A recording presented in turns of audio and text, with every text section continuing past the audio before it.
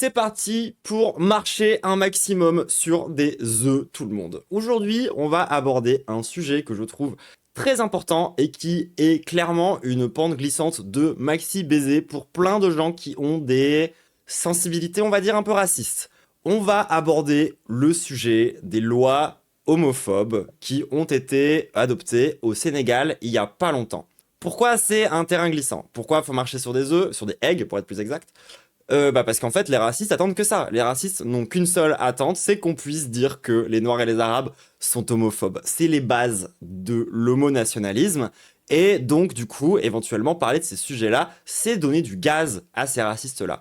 Mais c'est pour ça que, en fait, faut bien travailler le sujet avant de l'aborder. Faut avoir vraiment un bon angle, comprendre profondément les contradictions internes à l'impérialisme, mais aussi à l'anti-impérialisme. Et ça, c'est le truc que beaucoup de gens ont du mal à comprendre, pour comprendre les tenants et les aboutissants de toutes ces histoires-là.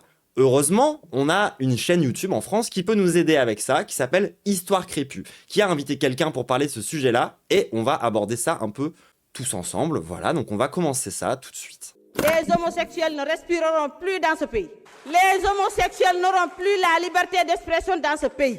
Mercredi 11 mars 2026, tonnerre d'applaudissements à l'hémicycle sénégalais. 135 députés viennent de voter massivement pour un projet de loi porté par le Premier ministre Ousmane Sonko. Le texte est maintenant entre les mains du président Bassirou Diomaye Faye. S'il le signe, les sanctions contre les relations homosexuelles iront de 5 à 10 ans de prison avec des amendes allant de 2 à 10 millions de francs CFA. Une nouveauté fait son apparition, l'apologie ou le financement de l'homosexualité qui pourra être puni jusqu'à 7 ans de prison. Depuis, les réactions et les critiques s'enchaînent. Mais en regardant ces images, deux choses m'interpellent. La première, c'est le timing. Pourquoi ce durcissement et pourquoi maintenant? La deuxième, c'est le langage. La loi n'est pas présentée seulement comme une affaire de religion ou de culture, mais également comme un symbole de souveraineté et de résistance à l'Occident. Face à ça, on peut facilement tomber dans la tentation de remonter le cours du temps et d'essayer de prouver les liens entre renforcement de l'homophobie et colonialisme. Dans cette vidéo, je ne vais pas prendre un angle historique, je vais plutôt vous proposer une analyse politique de ce qui se joue derrière cette loi. Du coup, moi j'ai un peu révisé l'histoire, histoire de compenser pour le React, histoire d'apporter quelque chose aussi quand même. Du coup, le Sénégal, petit résumé, très brièvement, ça a été une colonie française, surtout française, même si ça a d'abord été une colonie portugaise, etc. Enfin, vous connaissez les débuts de la colonisation, mais ça a surtout été une entreprise coloniale française, avec des spécificités par rapport à d'autres pays dont on a déjà parlé, notamment au niveau de l'intégrationnisme, dans le sens où, pour le coup, il y a vraiment des politiques de fous malades qui ont été menées au Sénégal pour tenter de faire de l'assimilationnisme, plutôt de l'assimilationnisme que de l'intégrationnisme pour être exact, où concrètement, par exemple, il y avait genre 4 ou 5 villes sénégalaises qui étaient des communes françaises, où en fait, voilà, pendant un temps, on a essayé de faire des territoires français au Sénégal, on a créé des écoles, on a créé des académies, ce genre de trucs une fois sur place. Mais bon, évidemment, c'était pas dans un objectif de vraiment, concrètement, aider la population. Si vous vous rappelez bien normalement de vos cours d'histoire, le Sénégal, vous en avez entendu parler à l'école aussi, au travers des tirailleurs sénégalais. Et bah justement, en fait, toute cette classe d'intellectuels qui a été créée au Sénégal à cette époque, dans une logique assimilationniste, c'est aussi ce qui a permis concrètement de justifier et de permettre et de convaincre la population locale de faire la guerre pour nous, quoi, concrètement. C'est pas pour rien, tu vois, genre que le terme spécifique de tirailleurs sénégalais, il a été choisi alors qu'il n'y avait pas que des Sénégalais dedans. Et bon, l'autre grosse dinguerie que vous devez savoir, je pense, sur le Sénégal, avant de continuer la vidéo, c'est que il s'est passé de sacrées folies par rapport à, justement, ces histoires de tirailleurs sénégalais. Comme par exemple, souvent, c'est assez connu qu'ils n'ont pas été payés, qu'ils n'ont pas obtenu leur oseille quand ils sont rentrés. C'est un peu moins connu qu'ils se sont fait massacrer quand même. Je pense que c'est un point important de l'histoire qui est quand même assez souvent mis sous le tapis. C'est qu'il y a littéralement donc des soldats sénégalais qui se sont battus, qui sont morts pour nous, pour la France, pendant la Seconde Guerre mondiale, etc. et tout. Et qui ont ensuite été mis sur des bateaux pour retourner au Sénégal et qui se sont fait tuer parce qu'on voulait pas les payer. Donc, genre, je veux dire, quand t'as ce genre de truc qui t'arrive, je peux comprendre que t'aies du ressentiment vis-à-vis de l'Occident, que tu aies genre une vibe vraiment anti-impérialiste. Tu comprends ce que je veux dire? Genre, il s'est vraiment passé des dingueries, encore une fois. Même dans le pays, parce que le Sénégal, genre, c'est quand même perçu comme étant un pays assez stable sur le plan politique, par rapport à pas mal de voisins, en Afrique. Ça n'empêche qu'il s'est passé, encore une fois, malgré tout des immenses folies, genre les gens, sur la question coloniale. Quelqu'un dans le chat qui nous dit du coup, attends, je me permets de lire ton message, je pense que c'est intéressant. En tant que Sénégalais homosexuel, je suis tellement triste par rapport à ce qui se passe. Je ne peux pas avoir une partie de ma famille, je ne peux pas voir une partie de ma famille par peur de me faire rejeter, et je ne peux même plus me rendre dans mon pays d'origine sous peine de me faire agresser ou emprisonner à cause de la politique anti-Whoopi. Bah justement, en fait, c'est là où on va voir que comment dire, les revendications qui sont derrière, c'est des trucs soi-disant anti-impérialistes, alors qu'au final, ça finit par retomber sur des Sénégalais, en fait. Genre, ça finit par retomber sur des travailleurs, des gens qui sont déjà vulnérables, des gens qui ont déjà de la vulnérabilité par rapport à ça. Et donc, non, en fait, quand tu criminalises l'homosexualité, t'es pas du tout en train de faire de l'anti-impérialisme, t'es en train de t'en prendre à ta propre population. Genre, et c'est ça qu'on va dénoncer aujourd'hui, entre autres. Et ça n'a rien d'anti-impérialiste, mais justement, on va revenir plus en détail sur la dimension pseudo-anti-impérialiste dans la vidéo. Moi, je voulais vous faire, du coup, sous couvert de réserve de ce que si je dis pas trop de conneries, voilà, je te laisse me corriger si je dis des conneries. Mais voilà, petit bilan quand même sur l'histoire du Sénégal. C'est quand même un pays dans lequel il s'est passé aussi sur le plan idéologique, théorique, pas mal de choses. Hein. Genre, on pourrait parler plus en profondeur de Senghor, si je dis pas de bêtises, qui est aussi poète et inventeur de la négritude, qui a un mouvement hyper intéressant, poétique, etc. Il y aurait beaucoup de choses à en dire. On n'a pas le temps aujourd'hui de revenir sur l'intégralité de l'histoire. Ce qu'il faut comprendre, surtout, c'est que c'est un pays qui a été colonisé par la France. Que avant la colonisation par la France, il y avait déjà aussi beaucoup l'islam qui était présent au Sénégal. Ça date, je crois, si je dis pas de bêtises, du 11-12e siècle, dans lequel, en gros, concrètement, bah, en fait, il y a genre plus de 90% de la population sénégalaise qui est musulmane. Et donc, ensuite, il y a eu la colonisation française. Et ces deux éléments historiques, assez importants pour comprendre aussi la situation actuelle, au-delà de la question anti-impérialiste, au-delà de ce genre de choses, il y a comment dire, il y a une question Aimé César pour la négritude, peut-être, effectivement, je me suis peut-être un peu planté, qu'est-ce que je disais, ça m'a fait bugger, c'est pas grave. Avant, je dois me situer, je parle en tant que femme sénégalaise qui a grandi en France. Si jamais vous avez des critiques constructives ou des sources à me partager, je prendrai le temps de lire vos commentaires. Bienvenue Oui, pardon, je parlais des questions identitaires. C'est important de comprendre du coup les questions identitaires, mais vous allez voir pourquoi. sur Histoire Crépue pour une vidéo actu. Vous pouvez me retrouver sur Instagram et TikTok sous le nom de Amixus. Je parle de politique et d'enjeux sociétaux. Toutes les sources utilisées dans la vidéo sont dans la... Étant congolais d'origine, RDC, je trouve cette politique anti-Whoopi idiot et dangereuse pour les gens, et j'ai un peu peur d'une potentielle épidémie de VIH, et cela ne va pas être réglé par le problème du tourisme sexuel pédophile. Exactement, mais tu touches des points qui sont quand même très très importants, d'autant plus que, bah, en fait, on a la preuve en Occident aussi que des politiques répressives à l'endroit des homosexuels, c'est précisément ce qui va permettre aussi une plus grande... le fait qu'il y ait de plus en plus de personnes qui souffrent du VIH en fait, parce que l'accès à la santé sexuelle, quand t'es déjà dans une minorité sexuelle qui est réprimée, bah en fait ça t'empêche d'avoir accès à la santé sexuelle, donc c'est un problème aussi au niveau genre de l'épidémie de VIH qui souvent est perçu comme étant un problème de santé publique, etc.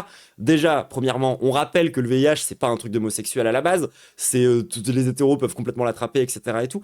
Il n'empêche qu'il y a quand même vraiment, concrètement, matériellement, des problèmes d'épidémie dans les communautés homosexuelles par rapport au VIH, mais qui sont aussi induits par la répression, en fait, qui sont aussi induits par les problématiques sociétales et problématiques structurelles qui sont imposées aux communautés et aux populations homosexuelles, qui les empêchent d'avoir accès justement à de la réduction des risques et à du soin qui éviterait précisément que l'épidémie s'aggrave.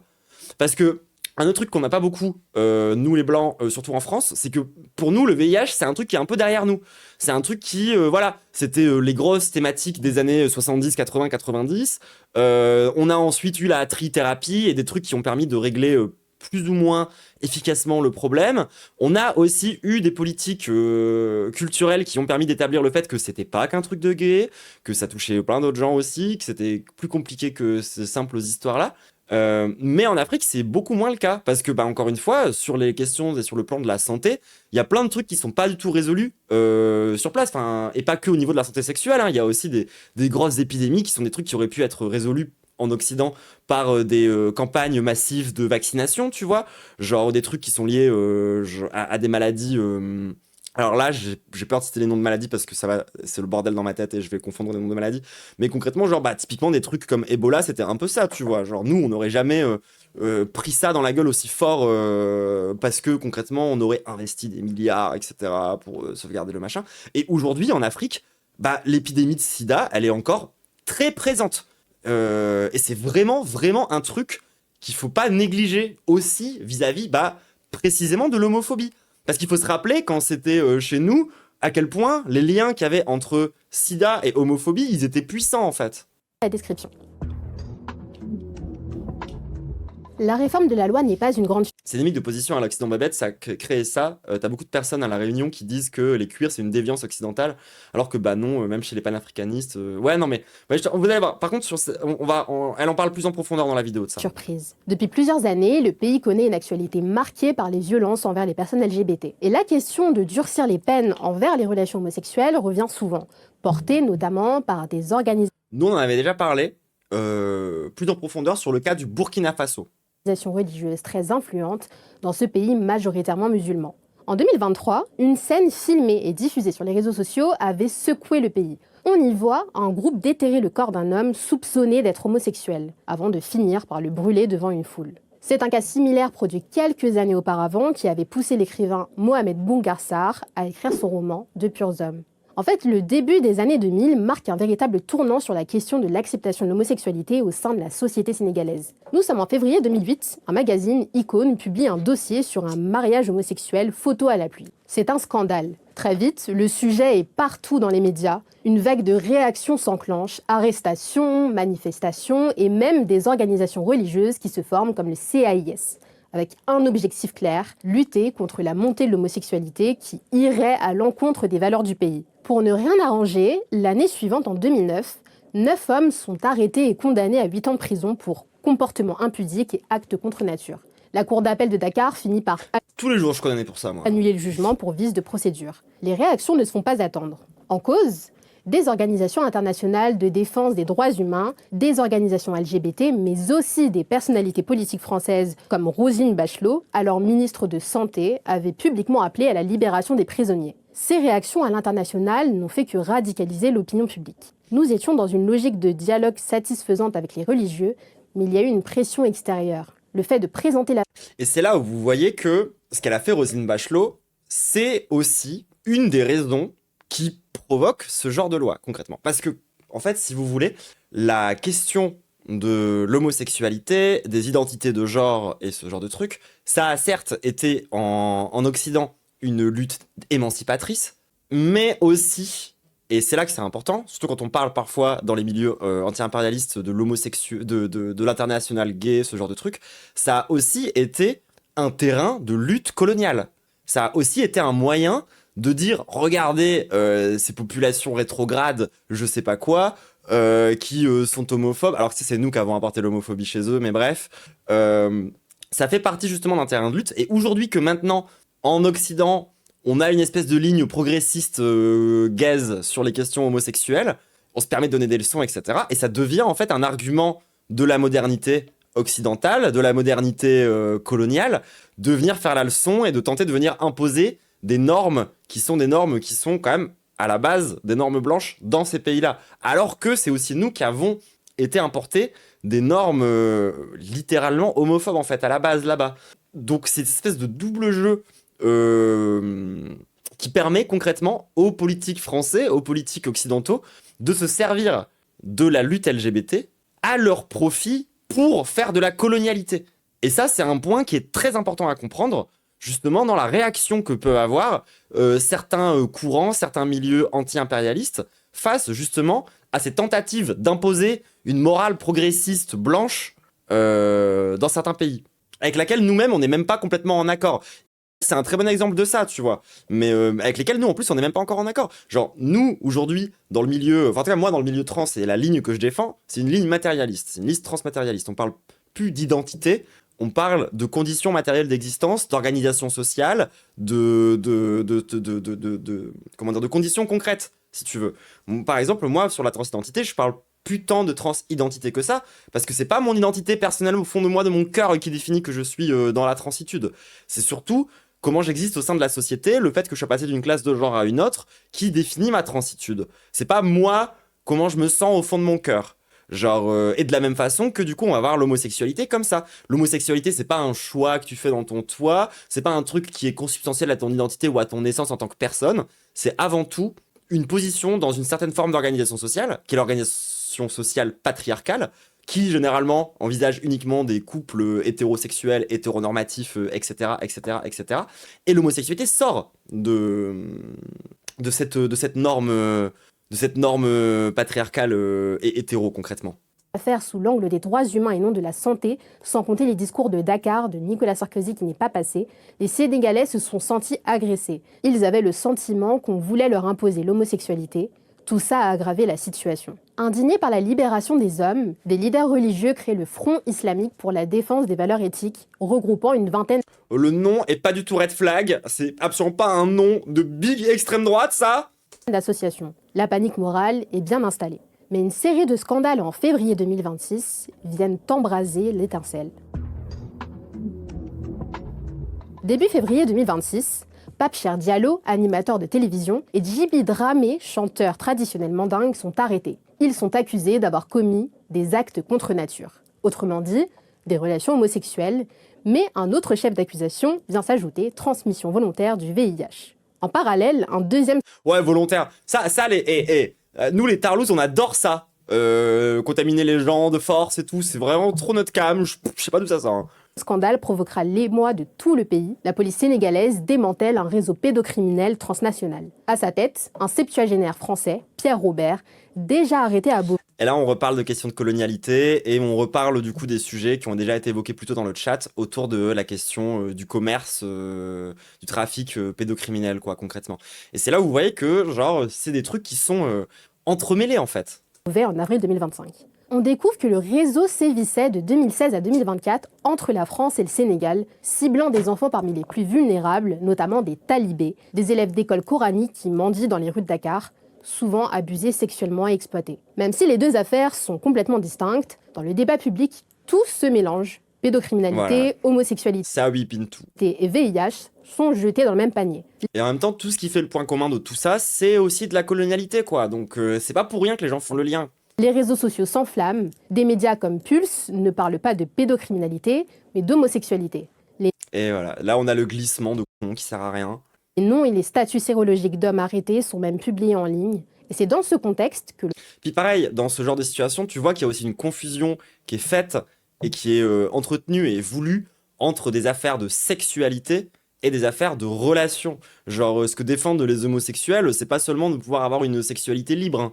Genre, ce que revendiquent généralement les homosexuels, c'est surtout de pouvoir relationner. D'ailleurs, le terme même homosexuel est un peu biaisé par rapport à ça, parce que c'est un terme qui est issu de la psychiatrie, et c'est un terme qui est très sexualisant, alors qu'on parle avant tout de gens qui cherchent à relationner, en fait. le projet de loi d'Ousmane Sonko, proposé au mois de février, Attends, quoi? Le truc de la transmission volontaire du VIH est très vrai, parce que le pédophile français avait un kink sur ça. Oh ouais, j'avais pas la data. Ah, c'est hardcore. Ah, ça m'a stun. Ah ouais, désolé, mais moi je pensais qu'il parlait d'homosexuels qui se seraient transmis le VIH en faisant exprès, genre pas, je pensais pas que c'était au sujet de l'affaire de pédocriminalité. Je pensais que c'était au sujet de juste l'affaire du chanteur et du mec. J'avais pas tilté que c'était sur ça, mais wow. Mais tu m'étonnes derrière ça crée de la réactance, tu m'étonnes derrière ça crée genre l'extrême droite concrètement, ça crée des gens qui deviennent homophobes en fait avec ce genre d'histoire. soumis au vote ce 11 mars. Seulement Putain 2 de jours merde. après le vote, un jeune artiste, Malik Diaye, est tué par un groupe de jeunes qui le soupçonnaient d'être homosexuel. Il avait 17 ans. La question liée à ce risque d'être le prochain cap entre le monde occidental et le reste du globe terrestre continue à être. Ousmane Sonko est l'actuel Premier ministre du Sénégal et fondateur du PASTEF, parti politique Je suis quasiment sûr que le pétrole est un plus gros enjeu, mais bref. souverainiste et panafricaniste. Ce discours souverainiste qu'on retrouve chez Ousmane Sonko, on le retrouve aussi dans les discussions qui entourent la loi et même dans le projet de loi en lui-même. Nous considérons que les valeurs LGBTQ constituent Pareil, ça aussi c'est des conneries. Genre, moi je défends pas des valeurs, hein. Je défends que des gens puissent vivre, genre, correctement, sans se faire lyncher, tu vois. C'est pas spécialement des valeurs spécifiques de je sais pas quoi. Enfin, désolé de le dire, mais l'homosexualité, pour le coup, il y en a partout. Genre, c'est pas une question culturelle, c'est pas une question d'identité nationale, c'est pas une question de, genre, de culture, de construction, d'éducation, ça n'a rien à voir avec tout ça. C'est juste, genre, il y a des homosexuels. Point. Genre, ils sont là, ils existent, ils ne sont imposés par personne, ils ne défendent aucune valeur, et in fine, ils finissent par avoir des points de vue politiques qui sont liés à leurs conditions, parce que du coup, ils se font réprimer, c'est logique, tu vois. Mais à la base de la base, c'est juste des gens, hein.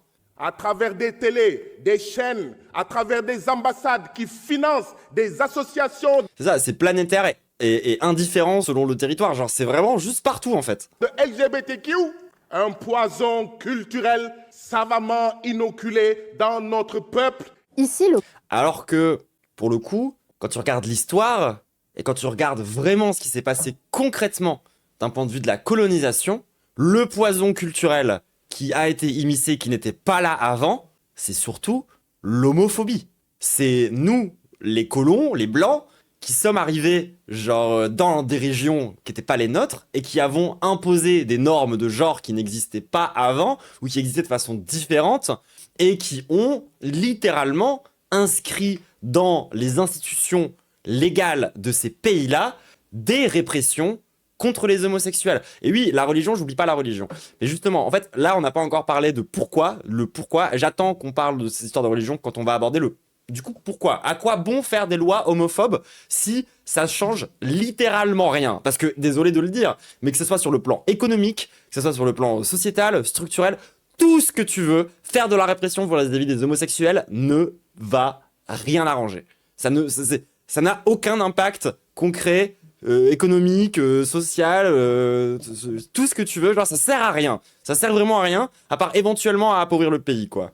l'homosexualité est présentée comme une menace Après, il n'y avait pas zéro homophobie avant la colonisation. Je suis d'accord, mais c'est comme les takes à avoir sur le patriarcat, les gens.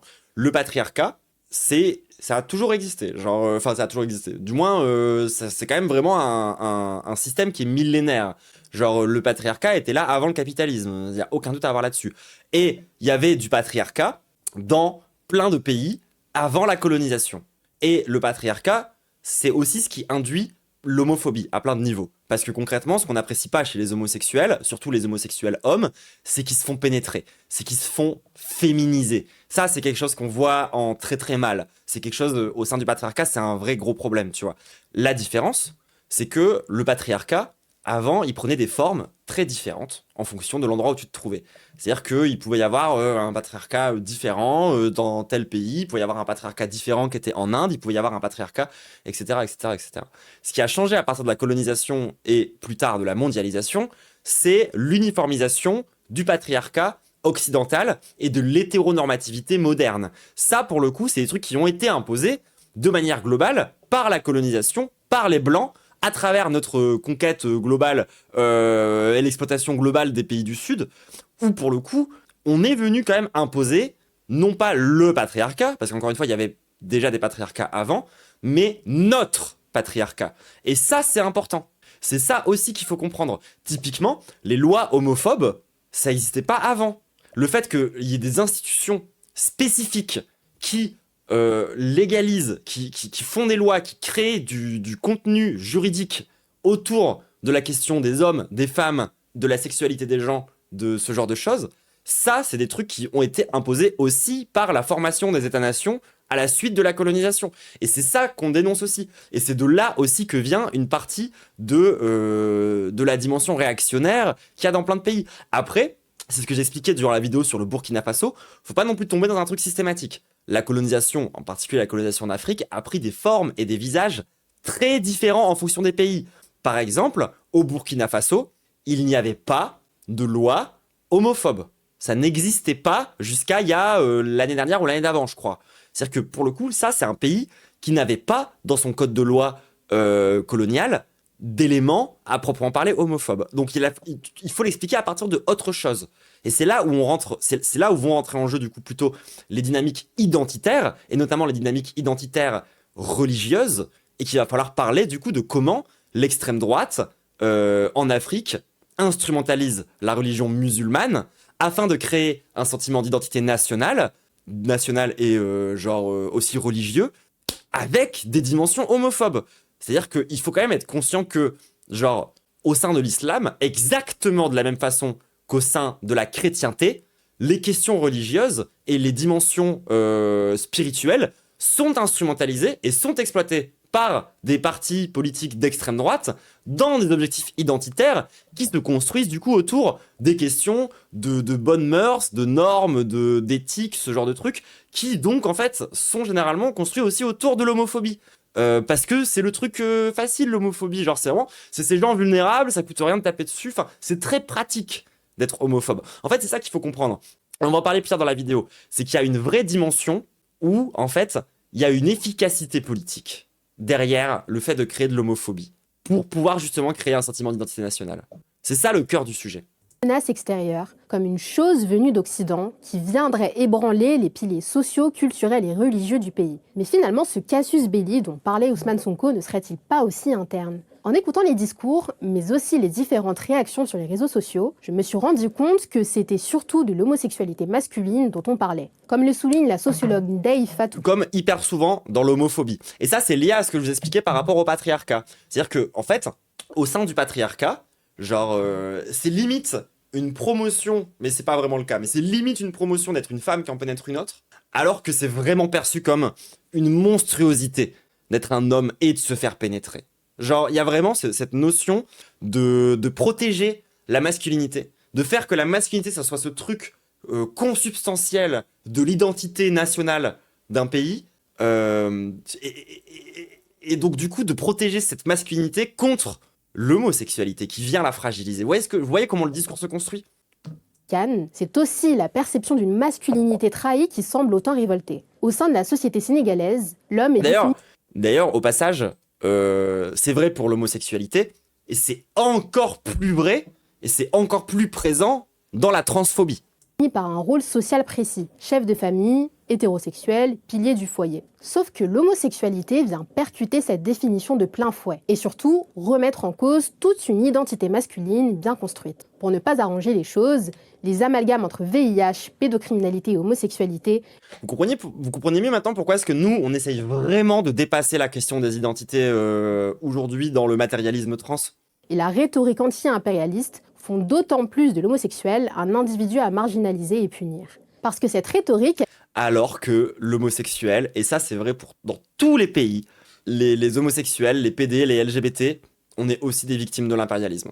Elle permet de positionner l'homophobie, non pas seulement comme un rejet et une discrimination des personnes LGBT, mais... Genre littéralement toutes les personnes qui ont été catégorisées comme étant des LGBT à partir de la colonisation ont vu leurs conditions matérielles d'existence diminuer très violemment. Aussi comme une posture, une preuve d'ambition anti-impérialiste et décoloniale. D'autant plus que des organisations religieuses reprennent également cet argument. C'est le cas du collectif Ansam Jikoyi, composé d'une 50aine d'associations musulmanes. Le collectif, comme d'autres organisations religieuses, a acquis beaucoup d'influence dans la sphère médiatique et politique du pays. Adepte des prises de parole. Et c'est là où on en revient sur l'instrumentalisation de la spiritualité qui finit par donner les trucs de mœurs, etc., dont je vous parlais tout à l'heure. Et le fait que toute religion instrumentalisée par l'extrême droite va produire ce genre de discours. Médiatique et des manifestations, il mène un combat acharné contre l'homosexualité et critique régulièrement le gouvernement, qu'il juge pas suffisamment sévère sur la question. Au moment où j'écris cette vidéo, une enquête de Reuters révèle les liens entre le collectif et l'organisation américaine Mass Resistance. Pareil, genre, tu vois qu'il y a des questions pro-family. Et ça, pareil, c'est en cohérence avec le discours que je dis. Défendre la vision, du coup, d'une famille hétéronormative, patriarcale, nucléaire, qui tourne autour d'un patriarche, ça, c'est une organisation sociale capitaliste. C'est un truc qui n'a pas toujours été là, c'est un truc qui a été imposé, c'est pas naturel, en fait. Genre, contrairement à ce que beaucoup de gens tentent de faire croire, c'est une vision de la famille qui a même pas 200 ans. Et qui est aussi structurée par la modernité occidentale. Un groupe pro-Trump et pro-famille basé dans le Massachusetts, pour concevoir un ensemble de tactiques, de mobilisation et de plaidoyer, donc une lutte contre l'homosexualité venue supposément d'Occident, soutenue par un groupe états-unien. En plus d'être... Bizarre. redoutable, ce cadrage permet de rendre toute critique obsolète, puisqu'être contre la loi, contre la criminalisation des relations homosexuelles, c'est aussi être du côté potentiellement de l'impérialisme et du colonialisme. Et sauf que c'est l'impérialisme et le colonialisme qui ont aussi imposé l'homophobie partout sur Terre. C'est quand même... C'est peut-être aussi pour ça que l'argument de la réciprocité fait mouche, mettre la France face à ces interdits comme l'interdiction de la polygamie qui est souvent mise au coude à coude avec celle des relations homosexuelles au Sénégal. Cette rhétorique permet aussi autre chose, s'alimenter du sentiment homophobe déjà présent au sein de la société sénégalaise pour se positionner comme un gouvernement à l'écoute de sa population, mais aussi comme un pouvoir qui incarne et défend ce que le peuple voudrait vraiment. Et c'est là où je vous dis que, genre... Ils sont pas homophobes parce qu'ils sont méchants. Ils sont pas homophobes parce que au fond d'eux, la haine les recouvre et que genre il y a probablement un peu de ça, tu vois. Il y a probablement de la haine. Genre ça c'est réel. Mais justement cette haine, elle est pratique politiquement, elle est efficace politiquement, elle permet d'organiser des gens, elle permet de calmer une population. Et ça c'est important quand tu diriges un pays, genre c'est là que on peut comprendre pourquoi est-ce que ces lois elles sont adoptées. C'est pas pour rien, c'est pas par méchanceté, genre c'est pas parce que les vilains, je sais pas quoi, tu vois. Non, c'est parce qu'il y a des raisons historiques qui poussent genre un gouvernement à rentrer dans cette voie-là. Et nous, franchement, les blancs, on a vraiment très très peu de leçons à donner par rapport à ça. Je rappelle quand même que Donald Trump a été élu sur la haine des trans, hein, entre autres. Donc bon, en termes d'impérialisme, les pays les plus impérialistes du globe sont littéralement anti-LGBT. Il y a peut-être une contradiction, du coup, dans le discours, éventuellement. Par ailleurs, ces mécanismes, on ne les retrouve pas qu'au Sénégal, mais aussi au Burkina Faso, au Mali, ou encore au sein de mouvements anti-LGBT en Côte d'Ivoire. Je me demande donc si dans cet instrument... Du coup, pour le Burkina Faso, on en a parlé plus en profondeur, dans l'autre vidéo dont on en parlait, où, pour le coup, au Burkina Faso, cette efficacité politique liée à des questions d'identité nationale, etc., était entre autres liée à une guerre civile et à genre un territoire qui est morcelé, un état très très faible. Enfin, c'est encore d'autres dynamiques, hein, pour le coup. Genre, faut pas non plus tout whippin par rapport à ce qui se passe dans ces pays-là, quoi. De l'homophobie par l'État, on n'a pas aussi affaire à un outil populiste, une façon de tracer une frontière entre le peuple sénégalais et un ennemi extérieur tout en se positionnant comme son défenseur légitime. Mais ce mécanisme n'est pas nouveau et sert des intérêts très concrets. Voilà, là c'est la partie où genre j'aurais dû me retenir de parler et normalement je devais deliver tout ça durant cette partie-là mais j'ai pas réussi à me retenir. Derrière le discours souverainiste, une question plus concrète se pose. Cette loi profite-t-elle à certains ? Le chercheur Babacar Mbaye explique qu'en contexte de crise économique ou sociale, l'hostilité ou de guerre envers les personnes LGBT peut devenir un véritable outil de diversion. Il ne s'agit pas de dire que les dirigeants créent l'homophobie de toutes pièces, mais qu'elle existe déjà et qu'elle peut donc être amplifiée, orientée ou utilisée. La cible n'est pas choisie instrumentalisée, ouais. Parce qu'elle représente un véritable danger, mais parce qu'elle est déjà vulnérable. Mbaye l'observe, sous la présidence d'Abdoulaye Wade entre 2000 et 2012, une partie de la colère des habitants sur les promesses non tenues par son gouvernement s'est déplacée vers les personnes homosexuelles. S'il ne dit pas que c'était une stratégie consciente et calculée, il décrit une dynamique. Une dynamique qui s'est répétée plusieurs fois selon les analyses d'Aminata Cécile Mbaye. Rappelez-vous, en 2009, 9 hommes sont arrêtés, l'affaire scandalise et médiatisée de partout, puis ils sont libérés en pleine période électorale. Je suis d'accord avec toi, genre tu dis il y a des sociétés où l'homophobie est très présente, mais je pense qu'il est préférable que l'État ne s'occupe pas de la question, peu importe qu'il soit pour ou anti. Ouais, nous c'est un petit peu l'idée qu'on défend, hein, pour le coup. Quand on parle d'abolition des classes de genre dans les communautés LGBT, c'est entre autres de ça qu'on parle. Nous on parle du fait que le problème, c'est déjà, de base, l'État-nation qui définit les catégories sociales. Genre, et ça, c'est même pas moi qui le dis. Genre, quelqu'un qui en parle très très bien, c'est ce bon vieux Karl Marx, qui pour le coup, genre, a notamment fait son bouquin sur la question juive, dans lequel il en parle pas mal, de ce truc où c'est l'État qui définit le juif et le non-juif, et qui définit l'homme, et qui définit la femme. C'est l'État qui va structurer cette question-là, tu vois. C'est pour ça que, quand on est vraiment marxiste, on n'est pas strictement anticapitaliste. Et on comprend aussi la question de l'État, et on est aussi pour l'abolition de l'État-nation. Genre, il faut être capable de jouer sur ces deux jambes-là. Genre, c'est L'État-nation est trop important au sein de la lutte des classes et encadre beaucoup trop les questions de la vie des gens, enfin à ce niveau-là, quoi.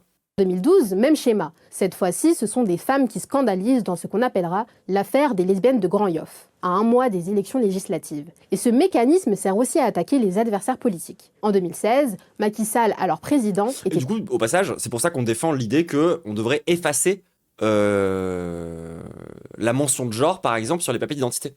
Genre, parce que du coup, ça fait qu'il y a... Bah, en fait, c'est ça, genre, c'est pas une question de genre être pour, contre... Si tu l'enlèves, le genre, ton sexe n'est plus une question pour l'État. C'est pas intéressant. accusé par ses opposants. Il y a toujours des questions intéressantes quand même à poser autour des questions de santé sanitaire, genre autour du fait d'être enceinte, d'avoir des préservatifs, d'avoir des trucs de comment dire qui sont remboursés, etc., etc., etc. Mais justement, nous, dans la lutte trans, on défend l'universalité de ça. Parce que justement, c'est pas qu'une question de femmes. Parce qu'il n'y a pas que les femmes qui tombent enceintes, il y a aussi les hommes trans, il y a aussi des personnes non binaires, etc., etc., etc. D'être à la merci d'un lobby homosexuel et de ne pas suffisamment se positionner sur le sujet. Maintenant, regardons d'un peu plus près le contexte dans lequel cette loi arrive en 2026. La dette publique du Sénégal est estimée à 132% du PIB fin 2024 selon le FMI. Le PASTEF, arrivé au pouvoir en promettant une rupture totale avec l'ancien système, se retrouve fortement critiqué par une partie de la population qui attend toujours de multiples promesses électorales. En février, des étudiants témoignent de leurs conditions de vie précaires et des manifestations contre les violences policières sont... Oh, vous voulez un parallèle terrible, mais terrible, surtout dans un pays à majorité musulmane. Je crois que pour les dirigeants sénégalais, l'homophobie, c'est un peu l'équivalent de nos polémiques sur le voile. Genre, c'est de très bons moyens de faire diversion. C'est de très bons moyens de pas parler des trucs politiques qui sont vraiment des enjeux et que les gens réclament pour de vrai. C'est un peu la même utilisation qui en est faite au final. Organisé après la mort d'un étudiant, Abdoulaye Ba, lors d'une intervention policière que le gouvernement justifie par une mort accidentelle. Dans ce contexte, le timing du vote du 11 mars est-il une simple coïncidence ? Car une loi qui mobilise, qui rassemble et crée un sentiment d'unité nationale face à un ennemi commun, politiquement, c'est finalement très utile quand les promesses tardent à se matérialiser. Ce mécanisme, on le retrouve bien au-delà du Sénégal. Et oui, on est pratique, nous les LGBT, on peut nous chier dessus. En 2014, le président nigérien Goodluck Jonathan signe une loi drastique contre les personnes LGBT, alors même que les relations homosexuelles étaient déjà illégales. Le pays traversait une période de forte turbulence. Corruption, insécurité, promesses non tenues. Les chercheuses Weiss et Bossia parlent d'homophobie modulaire qu'ils définissent comme le fait de reprendre des discours homophobes qui peuvent être C'est vraiment des cartes pièges. Mobilisés d'un pays à l'autre pour détourner l'attention des crises sociales et économiques. Mais derrière ces schémas politiques, cette loi et l'homophobie ambiante du pays ont des conséquences bien concrètes pour les Sénégalais. D'abord, et du coup, ouais, encore une fois, grosse force pour la personne du chat qui justement est sénégalais et homosexuel, parce que au final c'est quand même sur les gens comme toi que ça retombe, et c'est vraiment dégueulasse. Parce qu'on peut parler, tu vois, genre en long, en large et en travers du pourquoi, du comment, de l'histoire, de machin, de ce que tu veux. À la fin, c'est surtout des gens qui vivent de la répression de façon hyper violente.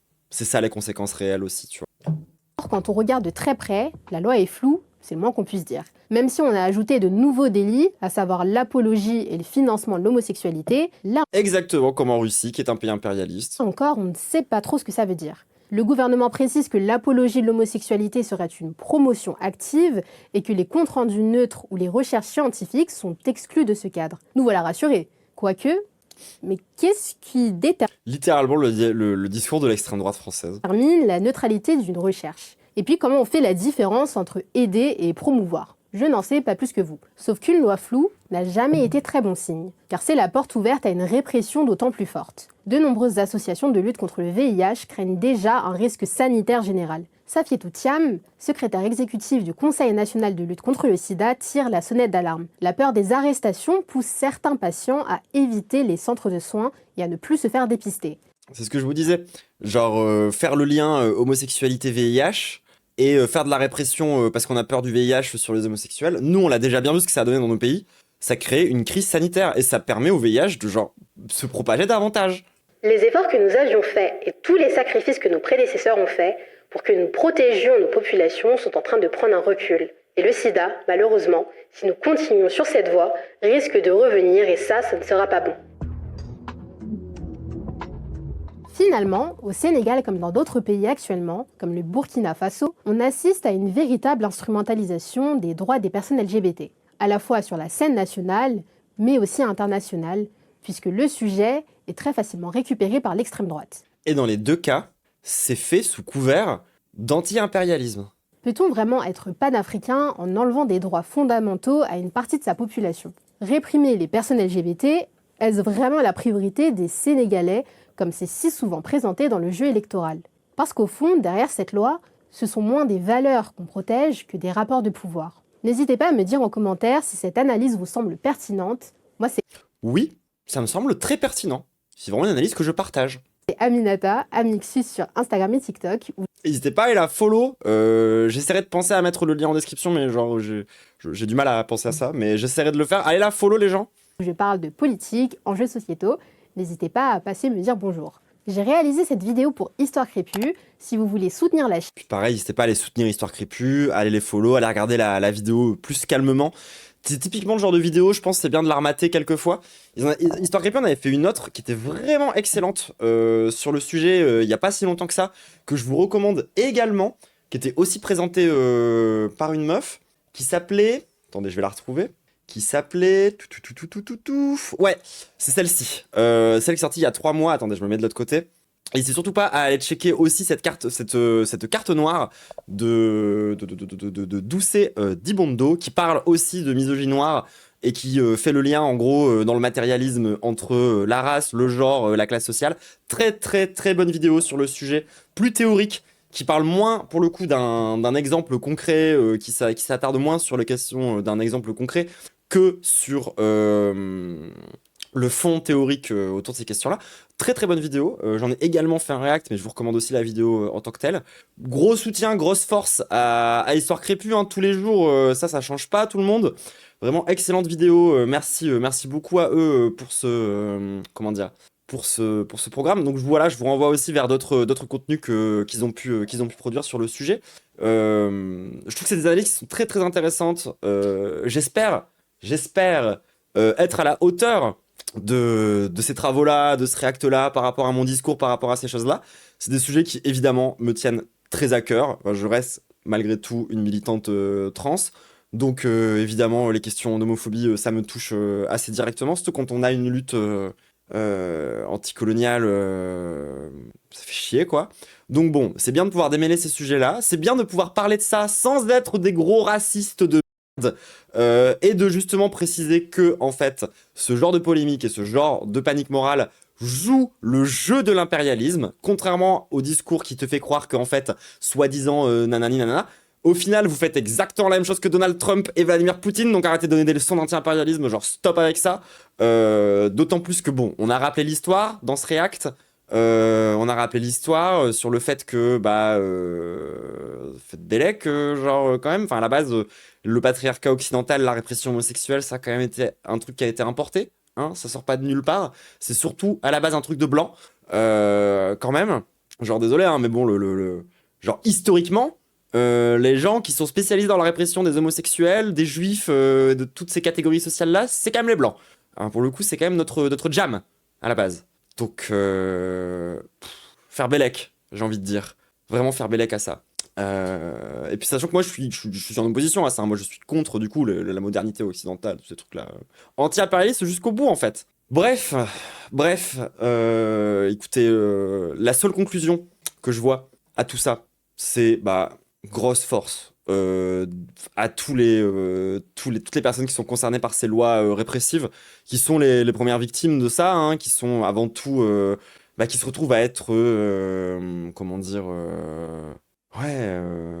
genre au final ils sont tout seuls quoi, il y a vraiment personne de leur côté parce que d'un côté tu te retrouves avec genre l'Occident qui se contente de dire que c'est des lois rétrogrades, du coup ils se font instrumentaliser par les blancs pour tenter de faire passer les gouvernements des pays du sud pour des réactionnaires je sais pas quoi, et de l'autre côté t'as littéralement les institutions de leur propre pays qui se retournent contre eux quoi, donc ils sont vraiment genre solo et tout le monde cherche à les instrumentaliser, donc force à eux. Je sais qu'il existe des organisations et des associations de lutte locales anti-impérialistes de soutien. Donc vraiment Grosse force à toutes ces personnes-là. Vraiment, je ne peux que vous soutenir, que vous envoyer un maximum de visibilité. C'est un peu la seule chose que je peux faire, moi, à mon échelle, offrir de la visibilité à ces luttes-là. Et vous envoyer un maximum de force, grosse force pour le coup. Et voilà, tenter de visibiliser au maximum ces questions-là me semble quand même être genre le minimum en tant que militante internationaliste, trans et marxiste. Grosse force à vous. Et il faudrait vraiment qu'on arrive à construire quelque chose pour vraiment se soutenir et pas juste comment dire, s'envoyer de la force de façon abstraite. Il faudrait vraiment qu'on ait quelque chose à l'échelle internationale de lutte. Ce serait vraiment bien de commencer à construire ça. Mais bref, on va s'arrêter là pour ce react. J'ai déjà dit, voilà, allez soutenir Histoire Crépue, allez soutenir la personne qui a présenté la vidéo d'aujourd'hui. Gros bisous YouTube, n'hésite pas aussi à me follow, n'hésite pas à me lâcher un abonnement, commentaire, à pousser cette vidéo-là en avant. Comme d'habitude, les vidéos où on parle de l'international font genre 3 à 4 fois moins de vues. Donc c'est le moment ou jamais d'envoyer des boosts, de partager la vidéo, de la faire tourner, etc., etc., etc. Enfin, tu connais, tu coco. Nous, on va se quitter là. Gros bisous YouTube.